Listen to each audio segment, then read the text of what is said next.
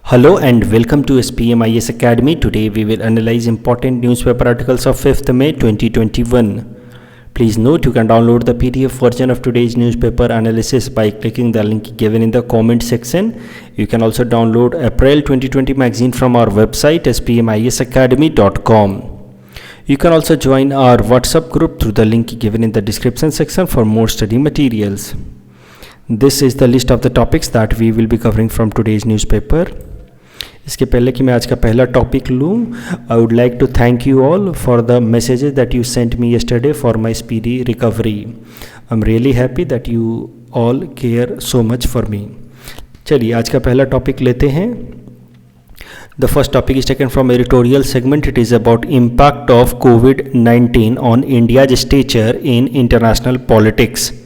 And this topic is important from our syllabus paper 3 international relations point of view, and ideas discussed here are also important for political science optional students. तो समझते हैं इस article में क्या बताया गया. देखिए, वी ऑल नो कि किस सीवियरिटी से कोविड-19 के सेकेंड वेव ने इंडिया को हिट किया है. हमारा पूरा का पूरा medical system is on the verge of collapsing. हम हर दिन देख रहे हैं कि जो ग्राफ हैं डेली केसेस के या फैटिलिटीज़ के वो लगातार बढ़ते जा रहे हैं, और हमारा पूरा का पूरा जो मेडिकल सिस्टम है वो कितना क्रंच या क्राइसिस के फेज से गुजर रहा है. बिल्कुल हम अपने जो कैपेसिटी है या लिमिट है उसके बिल्कुल एक्सट्रीम फेज पे पहुंच चुके हैं. लेकिन इस आर्टिकल में we will be particularly focusing on impact of this second wave on India's stature in international politics. आखिर इंटरनेशनल पॉलिटिक्स में, ग्लोबल पॉलिटिक्स में इंडिया के इमेज को किस तरह से इम्पैक्ट पड़ेगा because of this second wave of कोविड-19. तो देखिए, एक बात तो आप सब जानते हैं कि India claims itself to be a super power. चाहे वो इकोनॉमिक पावर की बात हो या मिलिट्री सुपर पावर की बात हो, हम अपने आप को अब क्लेम करते रहे हैं that in 21st century India is a super power. वो अब वर्ल्ड वॉर 2 के बाद वाला फेज अब नहीं रहा. The world has changed and we are the new super power. We have been claiming like that. लेकिन हाल फिलहाल में हुआ क्या है, specially because of this second wave of कोविड-19, हमारा जो ये क्लेम है that we are a super power, उसको बहुत बड़ा झटका लगा है. क्यों? क्योंकि हम सुपर पावर एक तरफ अपने आप को क्लेम करते हैं और दूसरे तरफ हमें फॉरेन एड, फॉरेन सहायता लेने की जरूरत पड़ रही है अभी इन ऑर्डर टू रिवाइव और recover ourselves from the second wave of कोविड-19. 17 सालों बाद इंडिया ने विदेशी देशों से, फॉरेन कंट्रीज से फॉरेन एड लिया है, विदेशी सपोर्ट लिया है in order to recover itself from the कोविड-19 second wave impact. In fact countries like Pakistan और चाइना ने भी अपना सपोर्ट हमारे लिए एक्सटेंड किया. पाकिस्तान ने भी कहा कि वो हमें ऑक्सीजन देने के लिए रेडी है. वो बात अलग है कि इंडिया ने ये सपोर्ट अभी तक पाकिस्तान और चाइना से तो लिया नहीं है. लेकिन बीइंग ए सुपर पावर, इस तरह से हम कोलैप्स करेंगे और इस तरह से हमें इंटरनेशनल सपोर्ट की ज़रूरत पड़ेगी. ये कहीं ना कहीं हमारे जो इंटरनेशनल सुपर पावर वाला जो क्लेम है उस क्लेम के ऊपर ये क्वेश्चन मार्क रेज करता है. अब एक एक करके बात करते हैं. जो रीजनल पॉलिटिक्स की अगर बात की जाए तो उसमें इंडिया की इमेज को किस तरह से धक्का लगा है. रीजनल पॉलिटिक्स में अगर एशिया की बात की जाए, खासकर साउथ एशिया रीजन की बात की जाए, जिसमें चाइना के इन्फ्लुएंस को भी अगर हम ध्यान में रख करके बात करें, तो वी विल फाइंड कि इंडिया के इमेज को साउथ एशिया में बहुत ज़्यादा झटका लगा है. देखिए, इंडिया ट्रेडिशनली अपने आप को एक पावरफुल कंट्री, रीजनल पावर की तरह प्रोजेक्ट करता रहा है इन साउथ एशिया रीजन. और ये रीजनल पावर की तरह अपने आप को प्रोजेक्ट करने में इंडिया जिस चीज़ का सपोर्ट लेता रहा है वो है मटेरियल एड या पॉलिटिकल इन्फ्लुएंस. मटेरियल एड मतलब किसी भी कंट्री को अगर कोई आवश्यकता हो गई तो वो हम पहुंचाते हैं. जैसे कि क्रूड ऑयल की ज़रूरत हो गई थी, क्राइसिस हो गई थी म्यांमार में, तो हमने वो पहुंचाया था. सिमिलरली क्रूड ऑयल क्राइसिस जब नेपाल में हुआ था 2015 में, तो हमने वहाँ पर वो पहुँचाया था. जब पानी का क्राइसिस हुआ था मालदीव में, तो हमने वहाँ पर उसको पहुँचाया था. तो इस तरीके से जब भी कोई इस तरह की ज़रूरत पड़ती है साउथ एशिया में या बाकी रीजनल कंट्रीज़ में, मटेरियल नीड्स की ज़रूरत पड़ती है, इंडिया हमेशा आगे बढ़ करके कंट्रीज़ को सपोर्ट करता रहा है.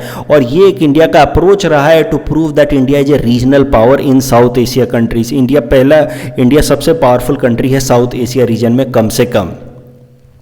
और अपने इसी रीजनल पावर के इमेज को स्ट्रेंथन करने के लिए we came up with vaccine Maitri programme.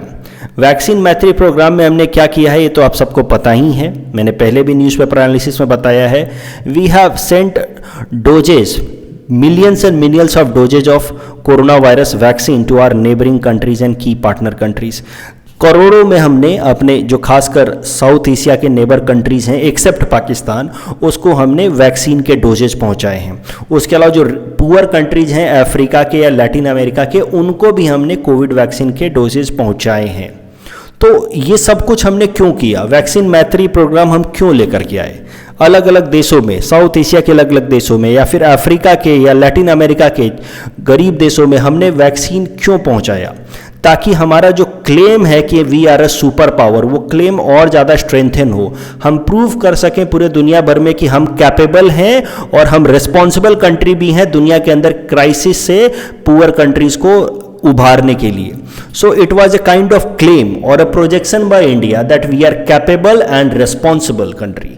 देखिए, कैपेबल और रिस्पॉन्सिबल होना दो अलग अलग चीज़ें हैं। जैसे अमेरिका कैपेबल कंट्री है, इजराइल कैपेबल कंट्री है, लेकिन they are yet to prove that they are responsible as well, कि अगर दुनिया में कहीं क्राइसिस हो तो वो रिस्पॉन्सिबिलिटी लेंगे उस क्राइसिस से दुनिया को उभारने के लिए।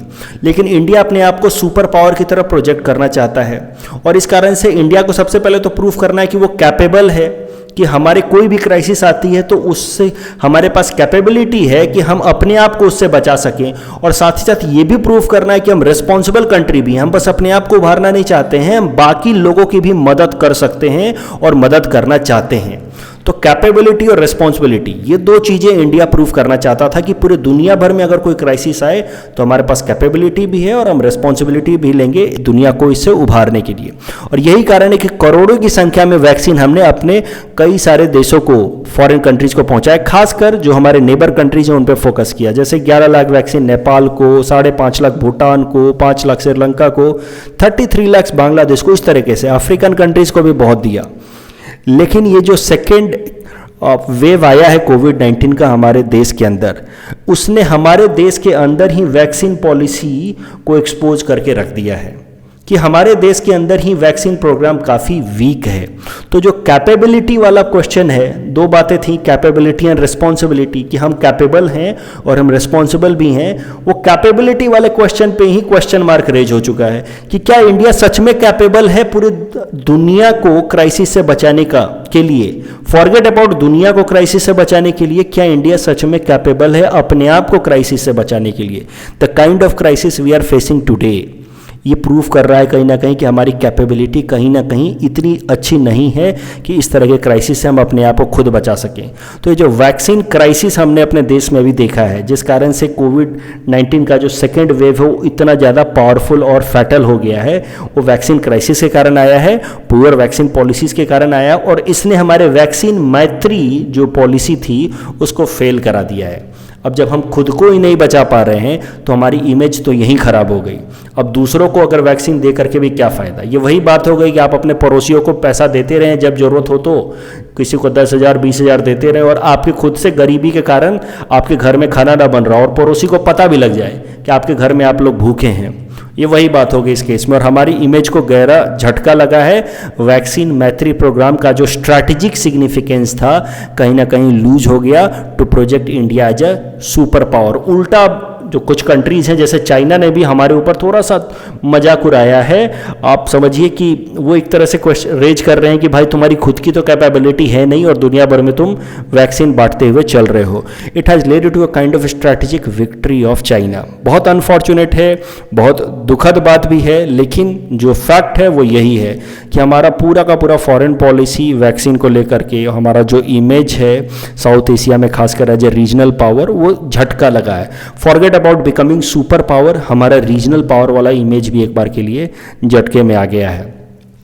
अगर इंडिया और चाइना के बीच में कंपैरिजन की बात की जाए, इंडियाज पोजीशन अगेंस्ट चाइना, तो सवाल यह है कि देखिए, इंडिया ने पाकिस्तान को छोड़ करके बाकी सारे कंट्रीज़ को साउथ एशिया में मदद की और Pakistan was depending on China.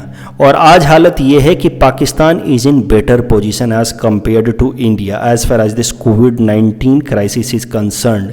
तो एक बार के लिए इंडिया की इमेज को इससे बहुत बुरा सदमा लगा है कि पाकिस्तान भी देखो आज हमसे बेहतर परफॉर्म कर रहा है। क्यों? क्योंकि वो चाइना से अलाइंड था। और इससे होगा क्या कि बाकी सारे जो साउथ एशियन कंट्रीज हैं वो भी धीरे धीरे चाइना की तरफ अलाइंड होते रहेंगे। एक वक्त ऐसा था when we as in India we are competing with China's vaccine diplomacy कि तुम क्या वैक्सीन दोगे, पूरे दुनिया को हम वैक्सीन देंगे।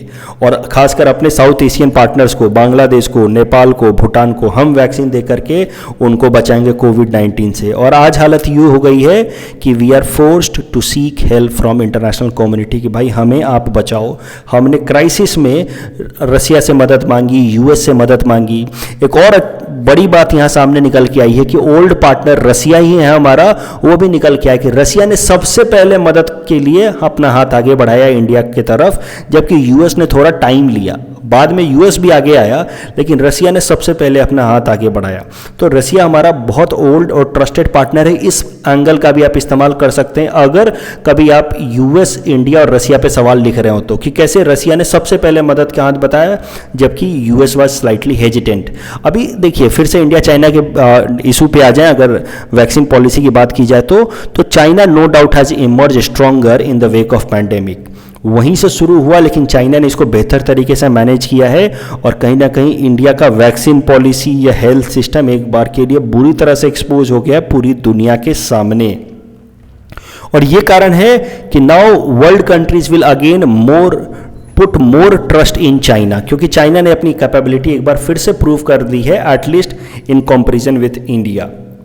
तो इंडिया जो अपने आप को कॉम्पिटिटर की तरह क्लेम कर रहा था चाइना का, इंडिया जो अपने आप को क्लेम कर रहा था कि we are more capable and responsible than China, अगर चाइना की बात की जाए तो कैपेबिलिटी तो हमेशा से प्रूव करता रहा है, लेकिन रिस्पॉन्सिबिलिटी में हमेशा से ही वो लैकिंग रहा है कि एक रिस्पॉन्सिबल पावर हो। लेकिन इंडिया के तो कैपेबिलिटी पे ही एक मेजर क्वेश्चन मार्क यहाँ पे लग गया है। The base line is that India's ability और capability to stand up to China stands vastly diminished today. हमारी जो इंटरनेशनल लेवल पे जो हमारी इमेज है उसको बहुत बड़ा झटका लगा है। अगर ओवरऑल इंडिया की economic aspect of foreign policy की बात की जाए तो उस पर किस तरह से झटका लगेगा इस सेकेंड वेव के बाद, वो जरा समझते हैं। तो नो डाउट सेकेंड वेव के बाद हमारी इकोनॉमी को एक बार फिर से झटका लगेगा। 2020 के पैंडेमिक से हम उभर ही रहे थे, इस साल वापस से रिवाइव करने की बात हो ही रही थी कि इंडियन इकोनॉमी इस बार बाउंस बैक करेगा, कि वापस से सेकेंड वेव ने हमें बुरी तरह से हिट किया है। तो जो इकोनॉमी पे इम्पैक्ट पड़ेगा उसका सीधा सीधा इम्पैक्ट पड़ेगा हमारे मिलिट्री एक्सपेंडिचर पे। हमें अपने मिलिट्री एक्सपेंडिचर को कट डाउन करना पड़ेगा। जब military expenditure will come down तो इंडिया का claim as becoming a military super power, उसको भी कहीं ना कहीं एक सेटबैक लगेगा। उसके अलावा जब इकोनॉमिक स्लोडाउन होगा तो इंडिया की जो कैपेबिलिटी है to give foreign aid to neighbour countries, उस पर भी निगेटिव इम्पैक्ट पड़ेगा। फॉरेन एड, जैसे हम अफगानिस्तान के अंदर कई सारे डेवलपमेंटल एक्टिविटीज़ ला रहे हैं, वहाँ के लोगों को हम न्यूट्रिशन फूड प्रोवाइड कर रहे हैं, वहाँ का पार्लियामेंट बना रहे हैं, या श्रीलंका के अंदर अगर तमिलियंस के लिए हम हाउसिंग प्रोजेक्ट लेकर के आ रहे हैं, पोर्ट डेवलपमेंट कर रहे हैं। ये तमाम जो इकोनॉमिक प्रोजेक्ट्स हैं जिसका स्ट्रैटेजिक सिग्निफिकेंस भी है, ये इकोनॉमिक प्रोजेक्ट्स एक बार के लिए रुक जाएंगे after this second covid wave. और इस कारण से इंडिया की जो फॉरेन पॉलिसीज हैं at least in the neighbourhood countries, उसको भी नेगेटिव इम्पैक्ट पड़ेगा। तो हर तरीके से देखिए जो डोमेस्टिक फैक्टर्स हैं वो तो हैं ही हैं कि देश के अंदर हेल्थ सिस्टम कोलैप्स कर गया, एक इकोनॉमिक जॉब लॉसेज हो गए, वो सब तो हैं ही है। लेकिन आज जो हम एरिया डिस्कस कर रहे हैं वो है इस सेकेंड वेव का impact on India stand in foreign relations या इन ग्लोबल पॉलिटिक्स। तो पूरी की पूरी इंडिया की फॉरेन पॉलिसी पे या ग्लोबल पॉलिटिक्स में इंडिया की स्टैंडिंग पे सेकेंड वेव का क्या असर पड़ेगा वो हम डिस्कस कर रहे हैं इस इशू में या इस टॉपिक में। इस आर्टिकल में यही डिस्कस किया गया। तो इस आर्टिकल के बेसिस पे जो मेंस में सवाल आ सकता है, चाहे यूपीएससी हो या एपीएससी, मेंस में पेपर 2 इंटरनेशनल रिलेशंस वाले सेगमेंट में इस तरह का सवाल आपसे पूछा जा सकता है। Discuss the impact of severity of second wave of covid in India on India standing in global politics. ये सवाल आप इस टॉपिक में जो भी आइडियाज़ मैंने अभी तक डिस्कस किए हैं उसके बेसिस पे इस सवाल का आप जवाब लिख सकते हैं। इस तरह का सवाल हो तो इसमें क्या कंक्लूजन लिखना है वो भी मैं आपको थोड़ा हिंट्स दे देता हूँ। आप लिख सकते हैं कि while the outpouring of global aid to India shows that the world realises India is too important. जिस तरह से सपोर्ट हमें मिला है पूरी दुनिया भर से, जिस तरह का रिस्पॉन्स हमें मिला है पूरी दुनिया भर से, ये कहीं ना कहीं बताता है कि पूरी दुनिया के लिए इंडिया एक इंपॉर्टेंट कंट्री है। World realises that India is an important country, ये तो एक अच्छी बात है जिस तरह का सपोर्ट हमें मिला है। बट साथ ही साथ इससे हमारी इमेज को भी झटका लगा है और the international community might also reach to this conclusion that post कोविड-19 India is too fragile to become a leading power. हमारी इमेज को झटका लगा और हो सकता है कि आने वाले कुछ दिनों तक no one would believe that India is a major super power.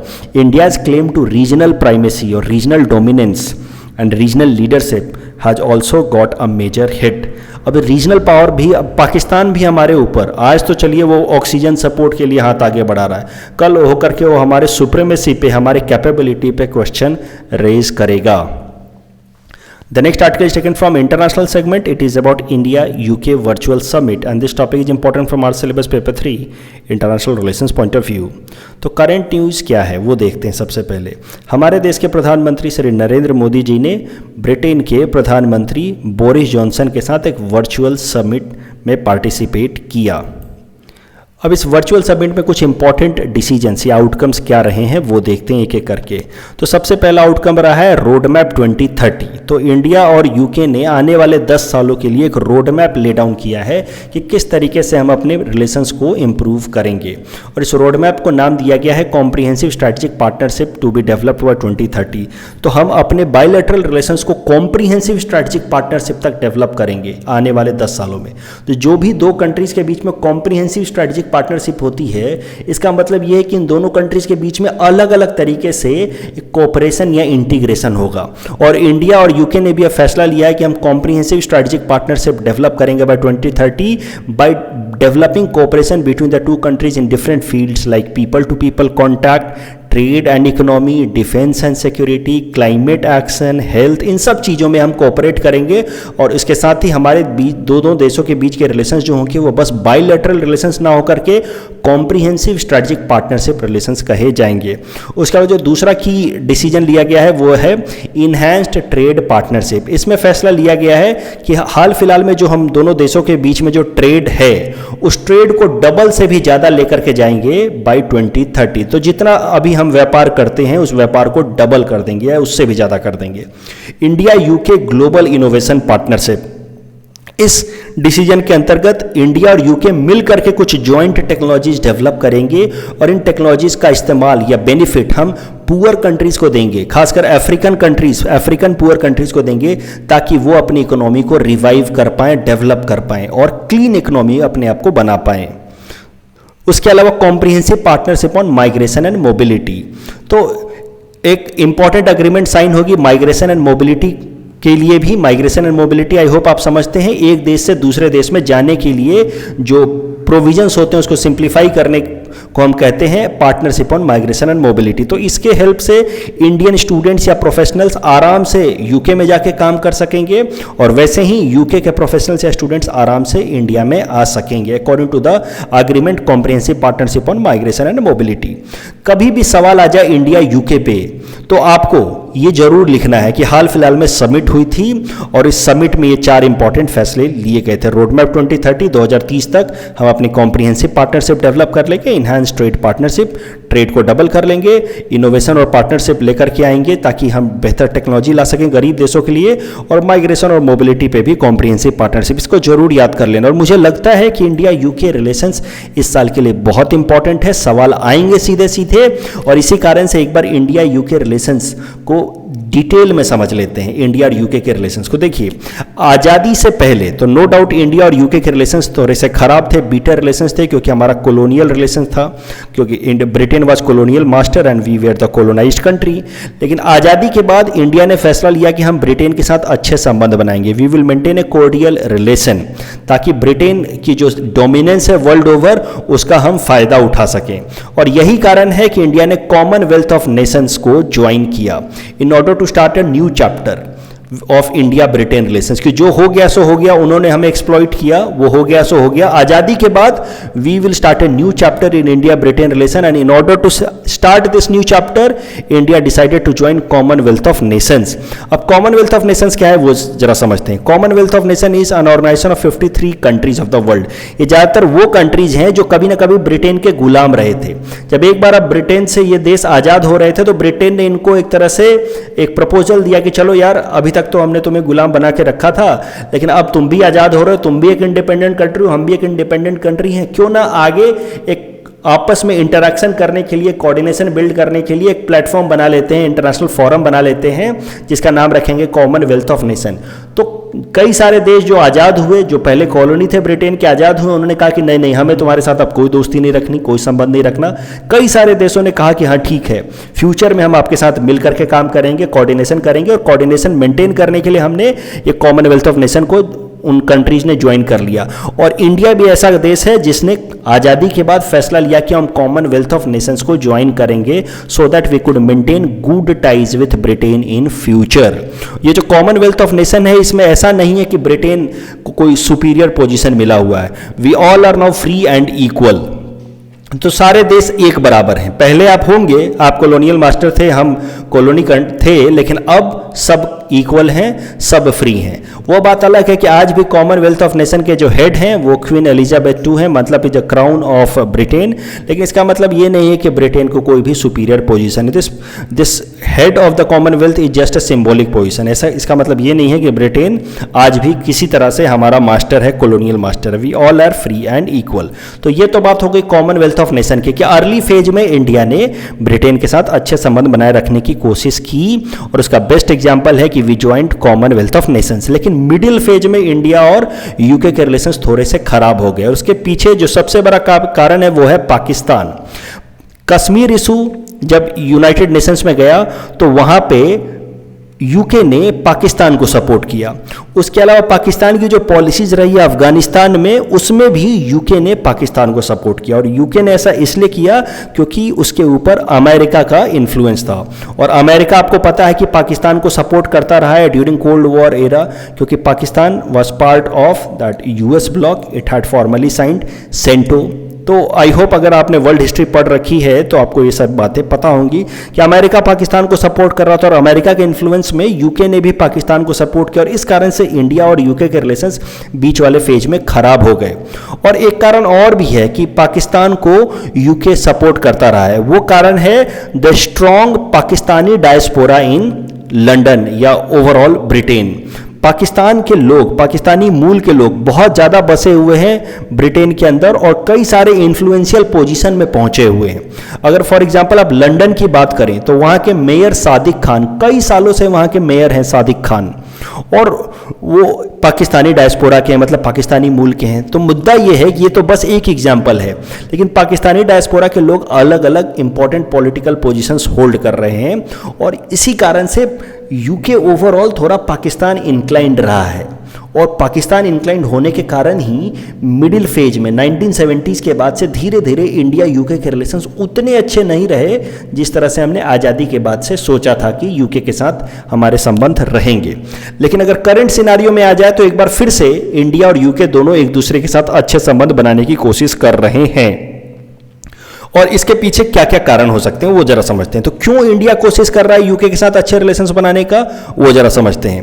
तो देखिए, Britain is 5th largest economy of the world, London is the major financial hub of the world, और इसी कारण से इंडिया चाहता है कि अगर ब्रिटेन के साथ हमने अच्छे संबंध बनाए then we will have an economic benefit.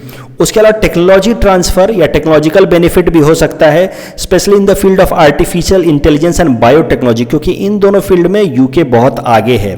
उसके अलावा एजुकेशन फील्ड में भी यूके बहुत आगे है। वहाँ के जो यूनिवर्सिटीज़ हैं they are world renowned universities like Cambridge, Oxford, और इस कारण से हमारे देश के कई सारे स्टूडेंट्स यूके पढ़ने जाते हैं। और तो एजुकेशन फील्ड में यूके से बेनिफिट उठाने के लिए हम लोग यूके के साथ अच्छा संबंध बनाना चाहते हैं। लेकिन जो सबसे इंपॉर्टेंट फैक्टर है वो है डिप्लोमेटिक फैक्टर। हम चाहते हैं कि यूके के साथ हमारे अच्छे संबंध बने रहें, ताकि यूके के जो आइलैंड्स हैं इंडियन ओशन में उनका हम फायदा उठा सकें। देखिए, यूके के आज भी 58 से ज़्यादा आइलैंड्स हैं इंडियन ओशन में, छोटे छोटे कई सारे आइलैंड्स हैं इंडियन ओशन में। और अगर यूके चाइना इंक्लाइंड हो जाता है, तो कहीं ना कहीं इनमें से कई सारे आइलैंड्स वो चाइना को दे देगा। हो सकता है कि यहाँ पे चाइना अपनी नेवी को इंस्टॉल कर दे और उससे फिर इंडियन ओशन में चाइना को इन्फ्लुएंस मिल जाएगा, जो इंडिया कभी नहीं चाहता है। इंडिया हमेशा से चाहता है कि इंडियन ओशन इंडिया की बैकयार्ड बनी रहे, यहाँ पे इंडियन नेवी का हमेशा से दबदबा बना रहे। We want Indian navy to become blue water navy in the Indian ocean. We want to become a net security provider in the Indian Ocean. Net security provider मतलब अगर कहीं भी कोई दिक्कत हो तो इंडियन नेवी सबसे पहले रेस्पॉन्ड करे इन द इंडियन ओशन, और कोई नहीं। तो मुद्दा यह है कि इंडियन ओशन में इतने सारे आइलैंड्स हैं ब्रिटेन के पास, और यही कारण है कि हम चाहते हैं कि ब्रिटेन के साथ हमारे अच्छे संबंध बने रहें, और ये सारे आइलैंड्स ब्रिटेन इंडियन नेवी को यूज करने के लिए दे, न कि चाइनीज नेवी को। तब जाकर के हमारा जो सपना है, हमारा जो विजन है with respect to Indian Ocean, to become a net security provider in order to keep Indian Ocean free from any external influence, जिस फॉरेन पॉलिसी का नाम है Indian ocean zone of peace. हम चाहते हैं कि Indian ocean zone of peace बना रहे, कोई भी फॉरेन पावर यहाँ इंटरवीन ना करे, बस हम ही हम हो, इंडिया ही इंडिया हो। ये सब होने के लिए ब्रिटेन के साथ अच्छे संबंध होना जरूरी है, क्योंकि इसके जो छोटे छोटे आइलैंड्स हैं वो हमारे बहुत काम आएंगे ये सारी फॉरेन पॉलिसी के लिए। तो इंडियन ओशन से रिलेटेड फॉरेन पॉलिसी एक बार मैं फिर रिवाइज करा देता हूँ इंडिया की। Indian ocean zone of peace मतलब we want no foreign intervention in the Indian ocean, we want it to remain zone of peace. दूसरा, we want Indian navy to become a blue water navy, मतलब we want Indian navy to be the first to respond in the Indian ocean if there any exigencies arises, for example natural disaster like tsunami और pirates attack. उसके अलावा we want this Indian Ocean to become our backyard. Indian navy का backyard हम बनाना चाहते हैं, and we want Indian navy to become net security provider and blue water navy in the Indian Ocean. तो ये जो तीसरा पॉइंट, चौथा पॉइंट है डिप्लोमेटिक फैक्टर या स्ट्रेटेजिक फैक्टर, ये प्रूव करता है कहीं ना कहीं कि India wants to have a good relations with Britain, and this objective could be explained in realist paradigm. ये जो रियलिज्म का पैराडाइम है, this is only for political science option students. ये जनरल स्टडीज में ये सब आपको नहीं लिखना है। पीएसआईआर ऑप्शन स्टूडेंट्स को ये बात समझ आ रही होगी कि ये जो फैक्टर है this could be explained from realist paradigm. बाकी सारे स्टूडेंट जिनका पीएसआईआर ऑप्शनल नहीं है, इस पॉइंट को छोड़ दो, इस पर ज़्यादा दिमाग मत लगाना कि ये क्या है। अब जरा ये समझते हैं कि इंडिया को तो चाहता है इंडिया के ब्रिटेन के साथ अच्छे संबंध बने, इसके लिए हमने हाल फिलहाल में क्या स्टेप्स लिए हैं वो भी जरा देखते हैं। तो हमने हाल फिलहाल में कई सारे स्टेप्स लिए हैं ताकि ब्रिटेन के साथ अच्छे संबंध बने। For example, we invited Boris Johnson, British prime minister, a chief guest of honour in Republic Day ceremony of 2021। वो बात अलग है कि ये विजिट लास्ट फेज में कैंसिल हो गई ड्यू टू सर्ज इन कोविड-19 केसेज इन यूके। उसके अलावा India is negotiating a free trade agreement with Britain. और हाल फिलहाल में जो हुआ है वो तो आपको पता ही है कि इंडिया एंड यूके ने एक वर्चुअल समिट कंडक्ट करी है, जिसमें we have laid down a road map 2030 that is plan to strengthen India UK ties in next 10 year. तो ये जो करंट इशू है जो आज हमने डिस्कस किया है वो यही है। तो कई सारे स्टेप्स हम ले रहे हैं ताकि हम ब्रिटेन के साथ अच्छे संबंध बना सके। सवाल यह है कि क्या ब्रिटेन रेसिप्रोकेट करेगा? हम तो कई सारी कोशिशें कर रहे हैं, क्या ब्रिटेन भी इंडिया के साथ अच्छे संबंध बनाने की कोशिश करेगा? तो एक्सपर्ट्स का मानना है कि Britain will also reciprocate. Britain भी चाहेगा कि इंडिया के साथ अच्छे संबंध बने। क्यों? After Brexit India is also looking for new economic partners. तो ब्रेक्सिट के बाद जब यूरोपियन यूनियन से बाहर निकल के आ चुका है ब्रिटेन, तो उसको भी नए नए पार्टनर्स चाहिए ताकि वो यूरोपियन यूनियन की कमी, खासकर इकोनॉमिक बेनिफिट्स, जो इकोनॉमिक ट्रेड था यूरोपियन यूनियन के साथ, उसकी कमी को पूरा कर सके। और India is the best candidate in order to fulfil the gap created by European Union after pull out of Britain from European Union. उसके अलावा पहले पाकिस्तानी डायस्पोरा बहुत इन्फ्लुएंशियल थे, पावरफुल थे ब्रिटेन के अंदर, लेकिन अब धीरे धीरे इंडियन डायस्पोरा भी बहुत पावरफुल हो रहा है ब्रिटेन के अंदर। इंडियन मूल के लोग भी अब बहुत पावरफुल हो रहे हैं ब्रिटेन के अंदर। इसका बेस्ट एग्जांपल है उनके finance minister Rishi Sunak, he is also from India, Indian diaspora के ही हैं। इस तरह के कई सारे इंडियन डायस्पोरा के लोग अब इंपॉर्टेंट पॉलिटिकल पोस्ट को होल्ड कर रहे हैं। तो धीरे धीरे कहीं ना कहीं अब इंडिया का इन्फ्लुएंस भी ब्रिटेन की इंटरनल पॉलिटिक्स पे बनेगा। The next article is taken from national segment. It is about Pradhan Mantri Garib Kalyan Ann Yojana phase 3. This topic is important from our syllabus paper 3 governance point of view. क्या है प्रधानमंत्री गरीब कल्याण योजना, ये जरा समझते हैं। तो पिछले साल जब मार्च महीने में भारत सरकार ने लॉकडाउन अनाउंस किया था तो गरीब लोगों पे सबसे ज़्यादा असर पड़ा था। तो गरीब लोगों की फूड सिक्योरिटी को इंश्योर कराने के लिए भारत सरकार ने एक स्कीम अनाउंस किया था जिसका नाम था प्रधानमंत्री गरीब कल्याण योजना। इस प्रधानमंत्री गरीब कल्याण योजना में कहा गया कि जो लोग भी नेशनल फूड सिक्योरिटी एक्ट के अंतर्गत कवर्ड हैं उन सारे लोगों को 5 किलोग्राम फूड ग्रेन पर person per month free of cost दिया जाएगा भारत सरकार द्वारा। इस स्कीम का नाम रखा गया प्रधानमंत्री गरीब कल्याण योजना। तो ध्यान से समझिए, जो लोग भी नेशनल फूड सिक्योरिटी एक्ट के अंतर्गत जिनको भी बेनिफिट मिलता है उन सारे लोगों को वो नेशनल फूड सिक्योरिटी एक्ट वाला तो बेनिफिट मिलेगा ही मिलेगा, प्लस 5 किलोग्राम फूड ग्रेन पर पर्सन पर मंथ दिया जाएगा over and above the benefits given under national Food Security act. और ये जो फूड ग्रेन होंगे फ्री ऑफ कॉस्ट दिया जाएगा और इसका सारा खर्चा भारत सरकार सेंट्रल गवर्नमेंट उठाएगी। करंट न्यूज ये है कि अब जब सेकेंड वेव ऑफ कोविड-19 ने वापस से हमारे देश के अंदर इंपैक्ट पहुंचाना शुरू कर दिया है तो भारत सरकार ने ये जो प्रधानमंत्री गरीब कल्याण योजना है जो पिछले साल लेकर के आए थे गरीबों के लिए, उसको रीलॉन्च कर दिया है 2 महीनों के लिए। मई एंड जून महीनों के लिए इसको वापस से लॉन्च कर दिया गया है। अब जरा ये समझते हैं नेशनल फूड सिक्योरिटी एक्ट 2013 में कौन कौन से लोग कवर्ड हैं, क्योंकि मैंने आपको बताया कि प्रधानमंत्री गरीब कल्याण योजना का बेनिफिट उन्हीं को मिलेगा जो नेशनल फूड सिक्योरिटी एक्ट 2013 के अंतर्गत कवर्ड हैं। तो इसमें 2 तरह के लोग कवर्ड हैं। एक को बोला गया प्रायोरिटी हाउस। तो प्रायोरिटी हाउस होल्ड्स में लगभग कौन कौन से लोग हैं वो जरा समझते हैं। Bottom 75% population of rural areas and bottom 50% population of urban area. तो टोटल मिलाकर के लगभग 66-67% पॉपुलेशन, जो नीचे से सबसे गरीब 66-67% पॉपुलेशन है, उनको रखा गया प्रायोरिटी हाउस होल्ड में। इन लोगों को क्या बेनिफिट मिलेगा? इन सब लोगों को 5 किलोग्राम फूड ग्रेन दिया जाता है पर मंथ।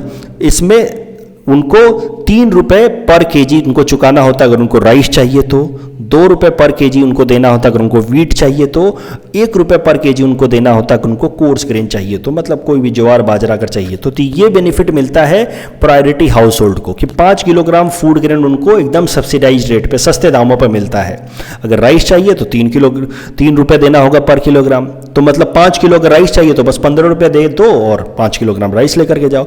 चाहिए तो कुछ राइस, कुछ व्हीट, कुछ कोर्स ग्रेन लेकर के जाओ और इतना सस्ते दामों पे 3 रुपए, 2 रुपए, 1 रुपए पर केजी पे इनको ये फूड ग्रेन मिलता है। तो ये हो गया प्रायोरिटी हाउस होल्ड जो नेशनल फूड सिक्योरिटी एक्ट के अंतर्गत कवर्ड है। उसके अलावा एक तरह के लोग और कवर्ड हैं जिनको बोला गया अंत्योदय अन्न योजना बेनिफिशियरीज। तो देखिए, नेशनल फूड सिक्योरिटी एक्ट से पहले से ही एक स्कीम चल रही थी अंत्योदय अन्न योजना। इस अंत्योदय अन्न योजना में जो लोग पॉवर्टी लाइन से नीचे हैं, जिनको बोला गया है poorest of the poor section of the society, इन लोगों को कवर किया जाता था। तो ये पहले से चल रहा था अंत्योदय अन्न योजना। जब ये नेशनल फूड सिक्योरिटी एक्ट लाया गया तो इसमें प्रायोरिटी हाउस होल्ड भी ऐड कर दिया गया। तो बोला क्या गया नेशनल फूड सिक्योरिटी एक्ट में कि ये प्रायोरिटी हाउस होल्ड तो होगा ही होगा, लेकिन अंत्योदय अन्न योजना जो पहले से चल रहा था पुअरेस्ट ऑफ द पुअर के लिए, पॉवर्टी लाइन से नीचे वाले लोगों को उनको ये मिलता रहेगा। तो एक बार मैं फिर से समराइज करता हूं, फिर से बताता हूं। अंत्योदय अन्न योजना नेशनल फूड सिक्योरिटी एक्ट के पहले से चल रहा था, जिसमें समाज के जो सबसे गरीब लोग थे, poorest of the poor, poverty line के नीचे के लोग, उनको 35 kilogram food grain per family दिया जाता था per month at a very subsidised price. जब ये नया स्कीम लाया गया नेशनल फूड सिक्योरिटी एक्ट, तो इसमें लगभग 66% पॉपुलेशन को फूड ग्रेन देने की बात की गई। तो ये अंत्योदय अन्न योजना उसी में मिला दिया गया। तो अंत्योदय अन्न योजना के अंतर्गत जिस फैमिली को जो बेनिफिट मिलता है वो मिलता रहेगा। And now Antyodaya Anna Yojana is considered as a part of National Food Security act.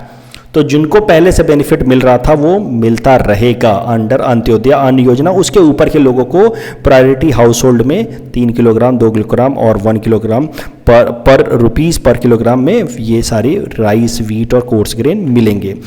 Current news ये है कि जो प्रधानमंत्री गरीब कल्याण योजना है, इसके अंतर्गत ये दोनों कैटेगरी के लोग, अंत्योदय अन्न योजना के लोग या प्रायोरिटी हाउस होल्ड के लोग, इन सब लोगों को 5 kilogram food grain per month free of cost देगी भारत सरकार। इस टॉपिक के बेसिस पे हमने आपको ये प्रैक्टिस क्वेश्चन दे रखा है। You can attempt this question and you can submit the answer in the comment section.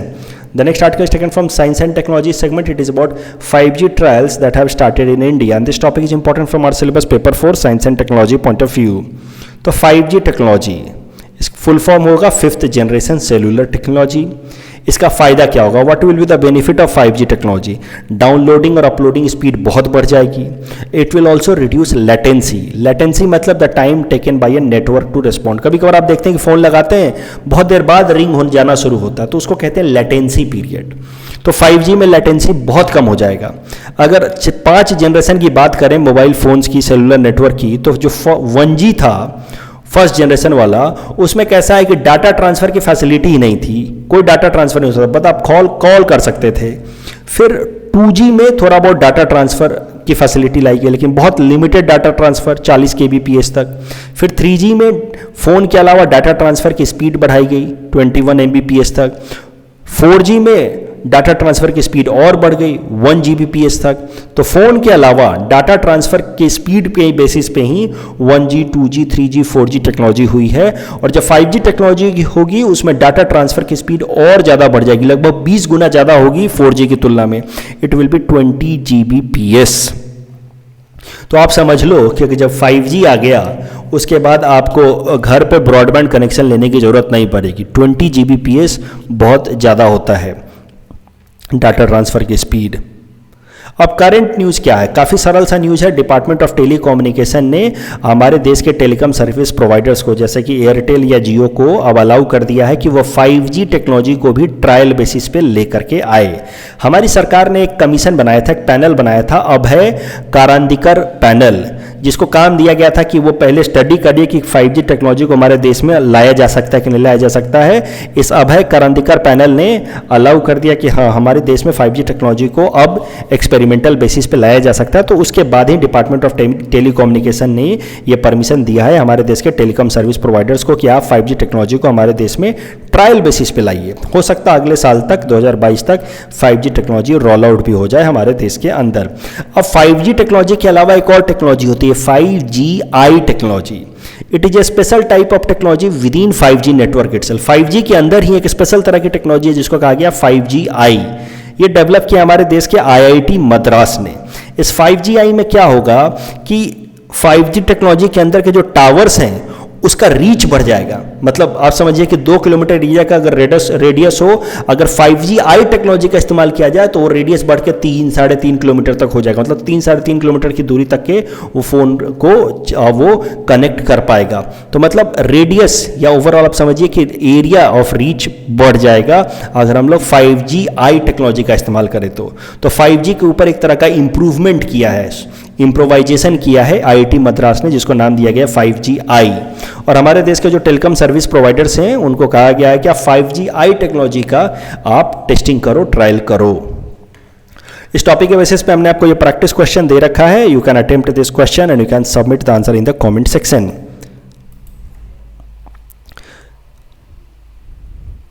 In our segment, most probable prelims topics for upcoming UPSC, today we will cover topic number 132 to 135. Topic number 132 is about Vajra facility. So Vajra, full form is Visiting Advanced Joint Research Faculty Scheme, is a scheme by Department of Science and Technology which enables NRIs and overseas scientific community to participate and contribute to research and development field in India. The Science and Engineering Research Board, which is a statutory board of Department of Science and Technology, will implement the scheme. Please attempt this question based on topic number 132. Topic number 130.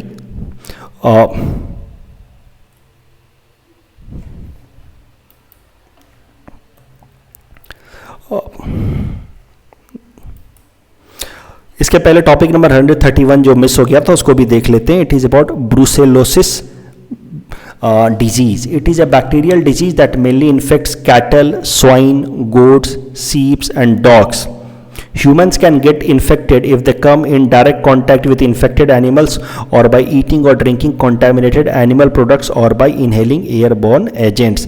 According to WHO, the most cases of the disease are caused by ingesting unpasteurized milk or cheese from infected goats or sheep. Please attempt this question based on topic number 131. Topic number 132 Vajra तो हम देख ही चुके हैं। Topic number 133 is about zero budget natural farming. तो zero budget natural farming is a set of farming method that helps in low cost farming. Zero budget natural farming was first evolved in Karnataka and was introduced by Mr. Subhas Palekar. The phrase zero budget means without using any credit, मतलब बिना loan लिए farmers and without spending any money on purchased inputs. Natural farming means farming with nature without chemicals. Topic number 134 is about Nandankanan Zoological Park. So Nandankanan Zoological Park is 437 hectare zoo and a botanical garden in Bhubaneswar, Orissa. It was established in 1960 and was opened to public in 1979, and it became first zoo in India to join World Association of Zoos and Aquariums in 2009. Kanjia Lake, which is a wetland of national importance, is also found here. ये news में क्यों था Nandankanan Zoological Park? Because there were concerns because of back to back death of 2 sloth bears at the park. जो sloth bears होते हैं उनका IUCN status है vulnerable. Please attempt this question based on topic number 134. Topic number 135 is about UNESCO World Heritage Sites. So mountain railways of India are the railway lines that are built in the mountains of India. 3 of them, the Darjeeling Himalayan Railway, Nilgiri Mountain Railway and Kalka Simla Railway, are the collectively designated as UNESCO World Heritage Site under name Mountain Railways of India. Chhatrapati Shivaji Terminus, also known by its former name Victoria Terminus, is historic terminal train station and UNESCO World Heritage Site in Mumbai, Maharashtra. Please attempt this question based on topic number 135. This is the answer of question number 126 to 130 that we are given in yesterday's newspaper analysis. Today's question can be attempted by students and you can submit the answer in the comment section. We will be sharing answer of these questions in tomorrow's newspaper analysis. कल जो हमने practice question दिया था उसका answer देख लेते हैं. Which are the following country is not a member of G7? The correct answer will be Australia. So correct option is option C. Which the Windhoek Declaration is associated with which of the following? The correct option will be option A, press freedom. इसी के basis पे तो हम लोग world press freedom day भी मनाते हैं. कल हमने देखा न्यूज़पेपर एनालिसिस में. उसके अलावा which are the following statements are true? Bhimbetka paintings were discovered by archaeologist V.S. Wakankar, absolutely correct. Some of the Bhimbetka rock shelters features prehistoric cave paintings are as earliest about 1 lakh years. This is wrong, क्योंकि जो caves हैं वो 1 लाख साल पुराने जरूर हैं, लेकिन उनकी जो पेंटिंग्स हैं वो बस 10,000 साल पुरानी हैं and they belong to Indian mesolithic age. So यहाँ पे 10,000 होना चाहिए, 1 लाख नहीं होना चाहिए. So the correct answer will B option A, 1 only. That's all from our side for today. Thanks for watching.